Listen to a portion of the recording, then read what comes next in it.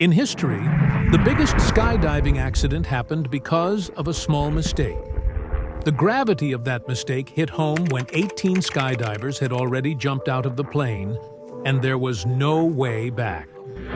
Once they jumped, all the excitement turned into fear. These were all experienced skydivers, but unfortunately, their years of experience didn't help them here. In this tragedy, 16 skydivers lost their lives, and the story told by the two who survived sent chills down everyone's spine. Hello again, folks! Today, we're going to talk about a tragic event that the world remembers as the Lake Erie disaster. Lake Erie is the fourth largest lake in North America and the 11th largest in the world, located in the state of Ohio. About 13 kilometers south of the lake is a small airfield called Ortner Airport. On August 27, 1967, this airport welcomed 30 skydivers who were offered free flights. They were using a B-25 bomber plane, which had been modified by a private company after its service in World War II. They had an offer for a free flight, and as the skydivers started boarding the plane one by one, space in the B-25 bomber started running low. Because of being overweight, the pilot decided at the last moment to select only 20 divers. This selection was based on the divers' experience and skill level. The 10 divers who didn't make the cut were disappointed, but little did they know that the pilot's decision was actually going to save their lives. The plan was for the B-25 bomber to take off from the airport, make a loop, and reach an altitude of 20,000 feet. The plan was to drop 18 drivers from the airport, and then the plane would go up higher, where the last 2 drivers would jump from 300 feet. All the drivers were supposed to land back at Ortner Airport using parachutes. The flight couldn't take off in the morning due to bad weather, but the B-25 bomber finally took off at 3 p.m. Everyone on the plane was super excited because not only were they getting a free flight, but it was also their first time jumping from a bomber plane. After the B-25 took off, a small Army 180 plane was also there. After taking off from the airport, they needed to capture the skydivers' jumps on camera while flying at an altitude of 12,000 feet. Meanwhile, the B-25, carrying the drivers, was spiraling upwards. Due to bad weather, both planes' pilots were connected to the nearby air traffic control tower, which was providing them with their locations. Finally, after an hour, the B-25 bomber reached an altitude of 20,000 feet.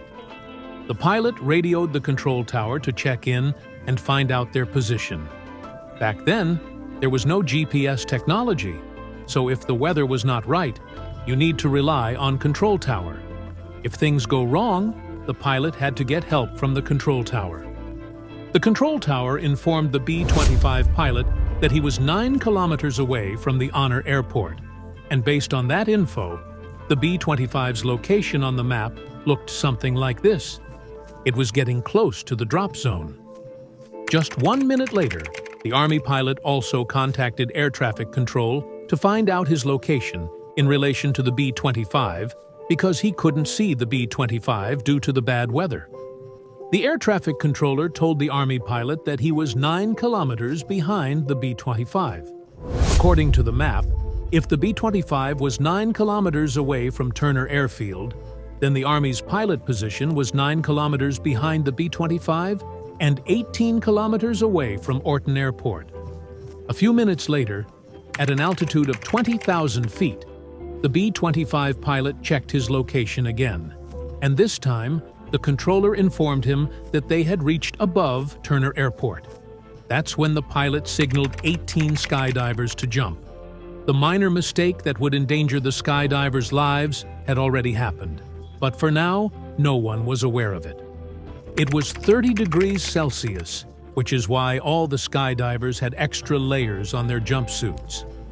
They all jumped out of the B-25 together, so they could form their formation during free fall. At that moment, they could see a layer of clouds below them, and their parachutes were deployed after crossing the clouds. They were all enjoying their free fall. But once they crossed the thick layer of clouds, their excitement suddenly turned into fear when they realized there was no ground beneath them. But there was deep water all around Lake Erie, and they were only about 3,000 feet up at the time. Everyone quickly deployed their parachutes, hoping to land close to the shore on the water. Unfortunately, that didn't happen. Where they actually landed was at least 10 kilometers away from land.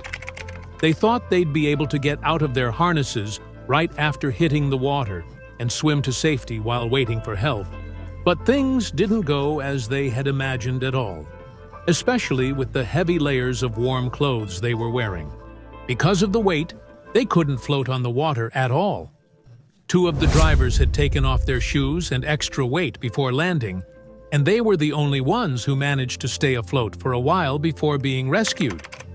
Unfortunately, the other 16 drivers didn't survive, and their bodies went undiscovered for several days.